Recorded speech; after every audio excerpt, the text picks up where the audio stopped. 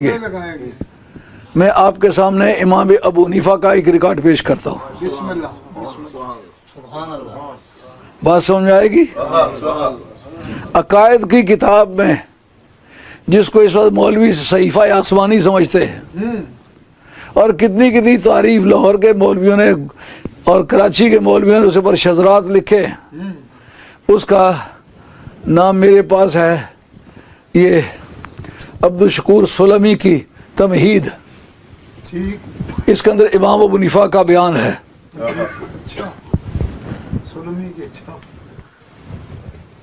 سلمی اس کو پیغمبر انہوں نے نہیں کہا، لیکن اتنا دبایا ہے کہ معلوم ہوتا ہے ان کے دل میں تو دل چاہتا ہے کہ کچھ کا کچھ کہہ دیں، لیکن کہہ نہیں سکے. یہ فرماتے ہیں کہ حضرت علی مرتضیٰ کی محبت کی وجہ سے یہ صورت پیدا ہوئی کہ میں جناب علی مرتضیٰ کا حامی تھا اور یہ مجھے برا سمجھنے لگے. تو آپ فرماتے ہیں مجھے جانتے ہو کہ آل شام مجھے کیوں برا کہتے ہیں؟ کہتے ہمیں تو نہیں پتا. آپ نے فرمایا کہ میں نے یہ بات کہی ہے، میں اگر علی کے زمانے میں ہوتا علی کے ساتھ مل کے معاویہ بن ابی سفیان کے ساتھ جنگ کرتا.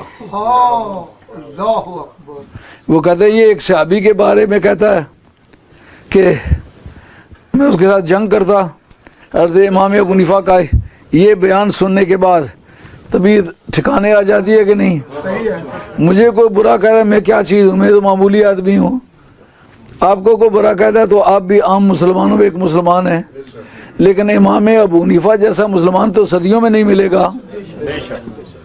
تو پھر ان کو برا کیا سمجھتے؟ کہتے تمام شامی مجھے برا سمجھتے ہیں. وجہ کیا ہے؟ میں نے یہ کہا ہے کہ اگر میں علی کے زمانے میں موجود ہوتا تو پھر میں علی مرتضیٰ کے ساتھ ہو کر کے جناب معاویہ بن ابی سفیان کے ساتھ میں جنگ کرتا.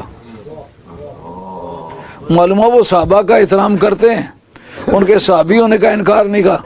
جو بات میں کہہ رہا ہوں آپ اس کو ریکارڈ بھی کر لیں اور بات کو سمجھ بھی لیں اور ہاتھ میں دیکھ کے اس کو پڑھ بھی لیں کہ کیا یہ بات واقعی ہے کہ حضرت امام ابو حنیفہ کو تمام آل شام برا کہتے ہیں.